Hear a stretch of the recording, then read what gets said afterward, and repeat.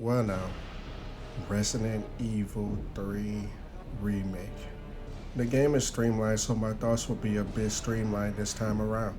Spoiler alert, I like the game.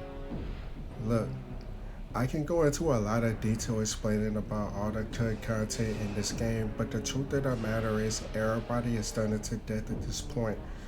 The main cuts to the game are the spiders once again, the Gravedigger boss fight, and the entire clock tower area. The biggest thing that is missing to me is the live selection, mainly because that added so much replay value in the original game.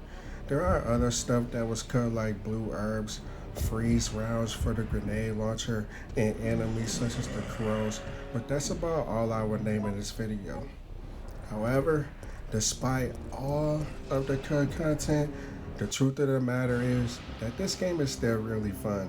What the game does offer is a top tier campaign that can be beaten relatively quickly with a more modern take on the dodge feature from the original game. If you hit R1 or the right bumper on the controller right before an attack hits you, Jill will dodge. This also slows time down and enables Jill to shoot vital spots a lot easier. In the same vein, Carlos has a punch instead of a dodge, but it is used pretty much the same way. As for the reimagined cast, most of them are about the same except Nikolai, which I'll get to later. Jill has a bit more of a potty mouth, which put some people off, but I always took it as the game playing off of her clear PTSD from the mansion incident.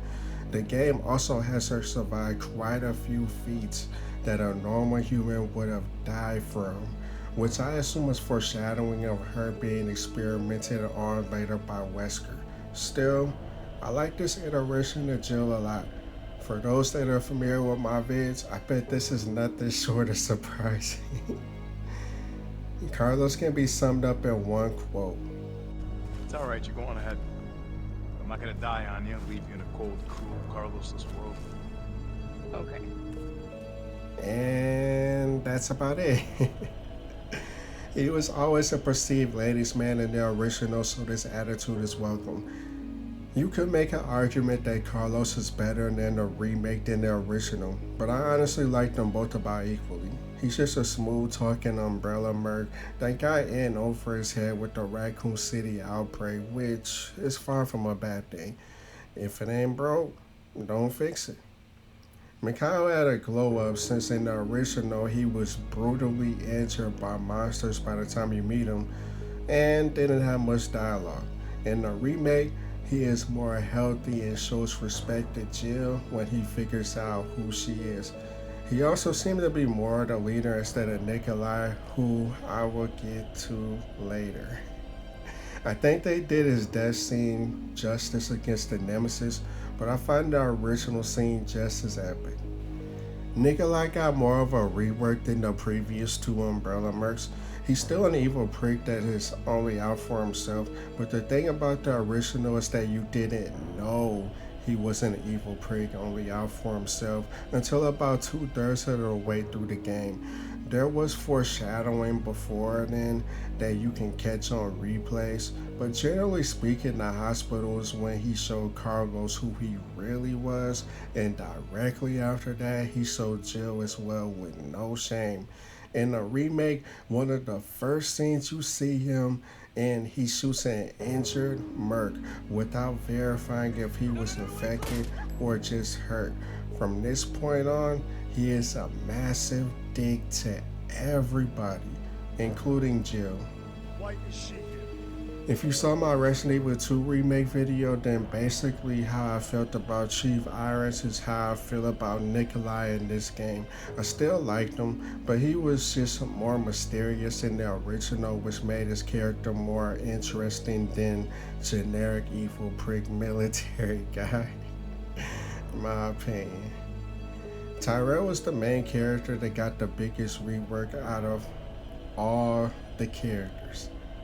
In the original, he barely has any lines before he dies in the same cutscene you meet him in. In the remake, he is Carlos's partner and helps him unlock the doors in the police station.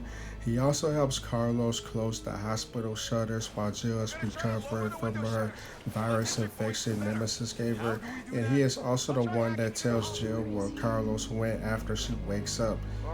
He does die a horrible death to Nemesis before the final area, giving into the whole the black guy always dies trope.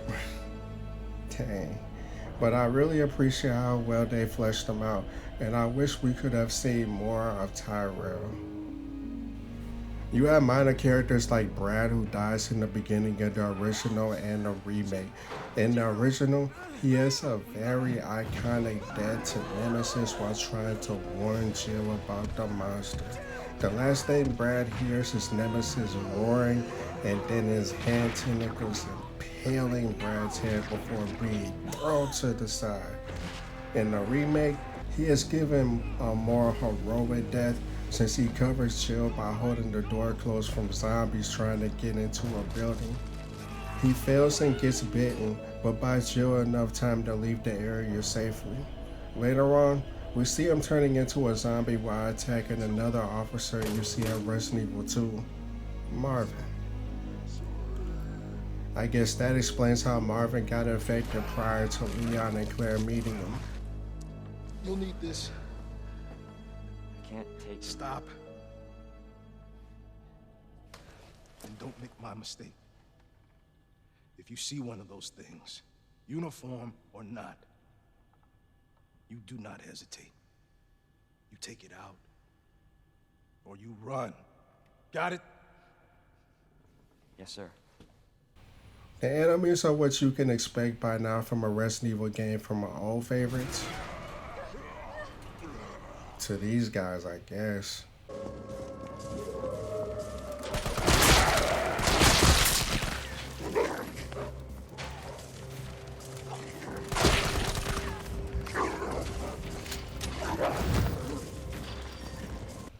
With a mix of some reworks.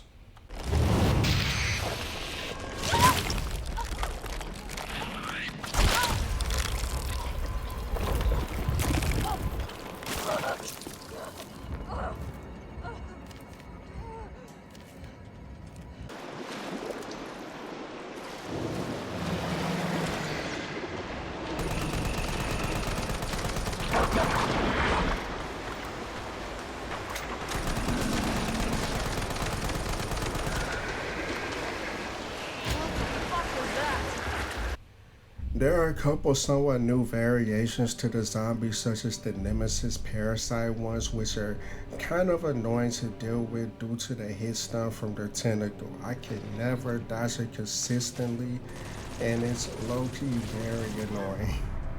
The grab does a good amount of damage, and if you are low on health or on Nightmare and above without coins, well, even with coins, this could very well be a death sentence, even under a fine condition. There are also the Paleheads, which were in the bonus modes in Resident Evil 2 Remake, but making an appearance in the main campaign of Resident Evil 3 Remake. They are basically just stronger zombies that can regenerate very quickly, so you have to take them out as fast as you can on sight. They also have a weird walking animation that makes it harder to hit them with headshots. I don't mind this enemy at all. A welcome addition.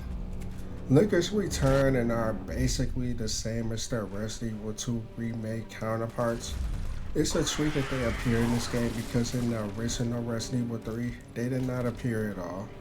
I gotta address the elephant in the room, and he was on the title screen. Yes. Nemesis is very disappointing in this remake in comparison to the original. Majority, if not all, of the encounters with him are scripted set pieces. And look at this. What the hell was it doing to them?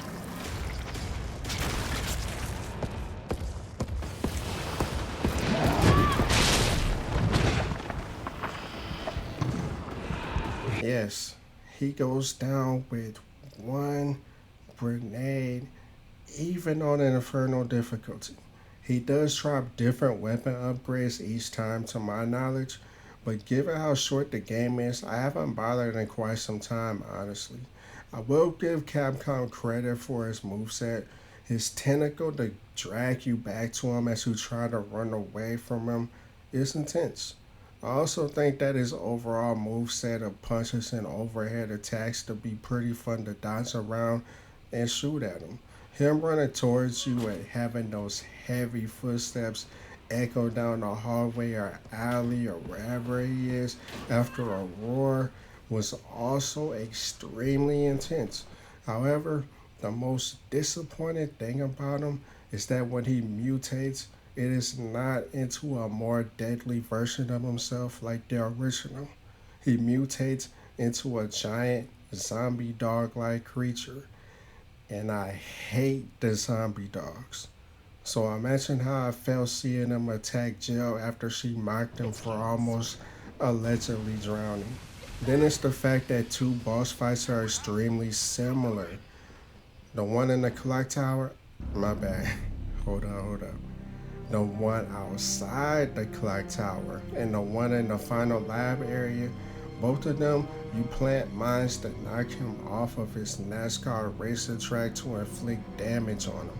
If you do not knock him off the path, he'll just jump at you quickly, causing a lot of damage to you and knocking you around. Coming off of how iconic the clock tower fight was in the original, was pretty disappointed how they implemented this fight. The Waste Factory fight with Nemesis was also interesting and was more fun to play in the original in my opinion. Not only was he not a dog running around like he was looking for a lost toy, but you could tell that he was nearing the end of that mutation. It was going to shed into his more grotesque and inhumane mutation you see later. It was foreshadowed heavily, and you knew he was coming back, and lo and behold, he did moments later. I would have been okay with the dog form being closer to the final boss fight between, you and him, since the original Nemesis looks a bit close to the dog form, but I digress. What's done is done, I guess. As for the final Nemesis fight, it is really easy on hardcore and below. In fact, I really don't mind it on hardcore and below at all. It's straight. I mean, it's just bad to go the first couple of times you see it, then after you beat him a few times, you're just like, I just want to get it over with, kinda. But he's not aggressive at all, and his attacks are all really telegraphed. Plus, I do not recall any one-hit kill combination, even without using defensive coins. But on Nightmare and Inferno, this boss fight is cheeks. He is so aggressive and he can stun like you into a quick death off of one missed dodge. I have never beaten this fight without coins on Nightmare and Inferno, and across all the Resident Evil games, I have beaten them all on the hardest difficulties without exploits, except Resident Evil 5 and Resident Evil 6. And that's mainly because I have never tried it since I don't have a co-op partner like that, but that's besides the point. I seriously doubt the devs playtested this fight. Inferno Nemesis has to be the most unfair boss fight in the main series, but at least hardcore and below, he isn't difficult. But there's even an issue with that I'm going to speak on a little later. The very first Nemesis fight on the rooftop is good though. I just wish we had one more fight against humanoid Nemesis instead of the two dog Nemesis fights later on. But whatever, I guess. Remember when I said that the game is streamlined, so the review or my thoughts, fan perspective of this game will be streamlined? Well, that's because this game is the most straightforward of all the Resident Evil RE engine games. Nearly all the other games have some kind of backtracking involved to get an item or some kind of Easter egg. But with Resident Evil 3, I am drawing a blank. You literally get an item to use on the door or something, and then there is a cutscene that teleports you somewhere else. If there is not a cutscene, it is a dramatic set piece, and then you are teleported somewhere else, or the previous area will be closed off. The quickest example I can give you is the city streets in the original. To sum it up, in the city streets, you leave the warehouse and find your way to City Hall. The gate here needs 2 gems to unlock, and usually when you are getting the second gem, Nemesis will pop up to throw hands with you. After you get past City Hall, you'll reach the tram where the Umbrella Mercs are, and figure out a plan to get the tram moving. The plan is to get a fuse, oil mix, and a machine oil to mix with it. These items are spread throughout the city, and you have to explore the streets to find them. You also need a cord that is easy to grab before even reaching the tram. After that, you are ready to get the tram moving. Oh, and you can do this in whatever order you want, making the game feel a bit more open-ended. If I had to guess how long the city streets was in the original game, it's about 2.5 hours casually playing. I think I get past the city streets a little bit past the hour mark, somewhere around there. I have to look. No, it's in that ballpark though. That's from the time you leave the warehouse all the way to when the tram gets fixed. However, in the remake, you reach the tram at the beginning of the game, but you need to turn the power on from the power plant. There's a fire, so you'll need to run to a building a couple blocks over to get the hose needed to put it out to reach the power plant. After this, Carlos radios you and tells you they need to program the tram to take a safe route through the affected areas. Jill runs over there a couple blocks where she got the hose, and after a cutscene in the set piece with Nemesis, you are already in the sewers. Do you see how short this is? And the rest of the game is like that. And to be fair, if I had to think about how long the city streets is and how long the campaign is, I've beaten Resident Evil 3 Remake casually playing about an hour and a half, hour 45 minutes, give or take. And off top, I know the beginning, past the intro, that first save typewriter. I'm pretty sure from that point to get in the tram fix, 25 minutes of just game time when you know where to go. So you see how short it is in comparison to the original, and that was everybody's favorite part. The city streets was because it was cool being in a zombie apocalyptic setting. And the first 2 Resident Evils, you had the luxury of being in buildings, but the third one, you're in the streets. They could have did so much more. That's why it's a bit disappointing. That's why I call it Streamlined, due to how quick everything progresses and how little you can alter that progression. At the same time, I can kind of see what they were going for with the pacing of this game. And factor in the fact I have probably 200 hours in the game from PlayStation alone, it just does not feel right to crap on it. The game is fun. That's real talk. The game is still fun. So don't let everything, I know I said a lot of negative stuff, but games are meant to be fun, and the game is fun. That's all. I just gotta be real with y'all. For starters, I love how Resident Evil 2 Remake plays, and Resident Evil 3 Remake plays like a quicker paced Resident Evil 2 Remake with a dodge. Jill clearly runs a little faster than both Leon and Claire, which makes sense given her high ranking in stars. I also like how they implemented the dodge in the remake. The game does offer various challenges that include beating the game on certain difficulties, as well as killing an enemy with a certain weapon a specific number of times. Once you do complete a challenge, you get points to unlock bonus weapons and items. The main items worth mentioning are the recovery defense, and attack coins. I'm not 100% sure on the percentages, but I do know that they stack with each other. You can only earn 2 coins of each type playing the game regularly, but if you buy that cheap DLC pack, then you get 2 more coins, which pretty much makes you immortal. This is exactly why I was able to beat Inferno Nemesis, and I am not ashamed to admit it. Yeah, I did it. Oh well. You can argue skill issue, and I wouldn't argue against that. But as an avid fan of the Soulsborne games, I just do not have the patience to play perfectly with no mistakes and then get basically one shot randomly due to me dodging a delayed attack and getting smacked to oblivion anyway. And it probably wouldn't be as bad if the death didn't take so long every single time, because you get hit like 5 or 6 times. Even if you are clearly dead, he's still hitting you. It's just obnoxious. Off top, the bonus weapons you get are a melee flaming knife that I barely use, but if I recall correctly, it's called the hot dogger or something. An electric gun type weapon called the Raiden that again I barely use.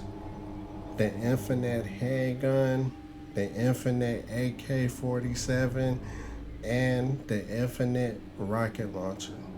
I usually use the AK-47 since I love using rifles in the RE engine games, but that's just me.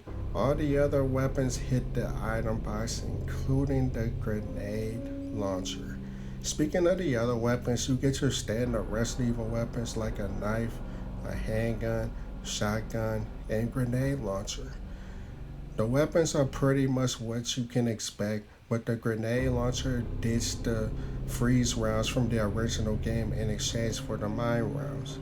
I do like this iteration of the grenade launcher, but I wish we had freeze rounds.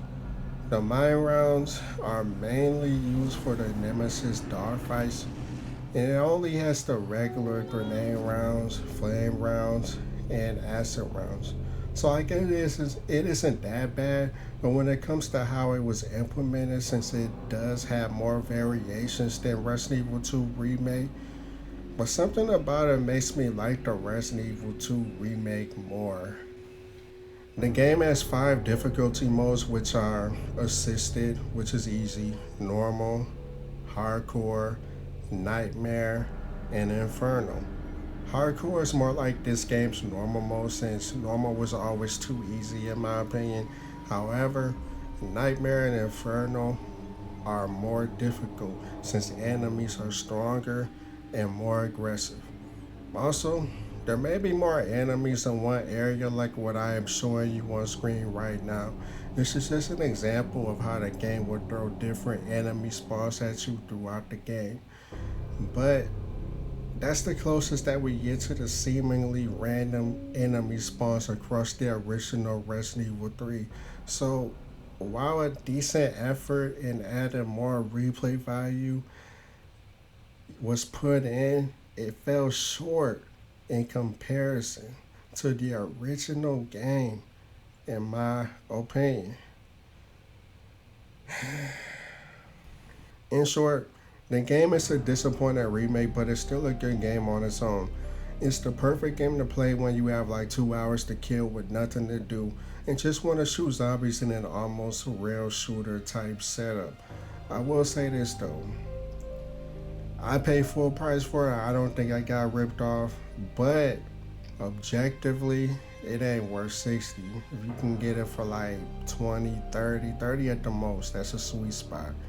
Then yeah, but it should be a good deal cheaper now. It should be, if you can see it for 20 or less, I'll pick it up if you a fan and ain't played it yet. I don't know how you haven't.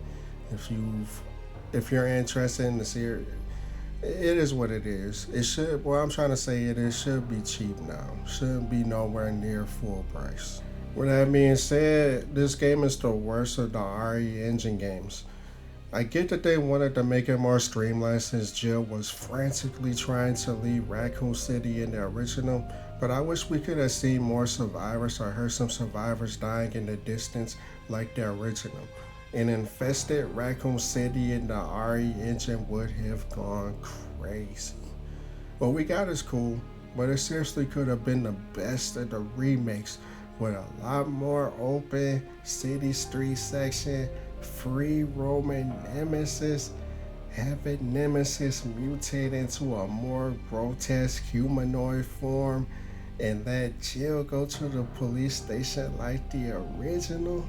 That's already a step in the right direction.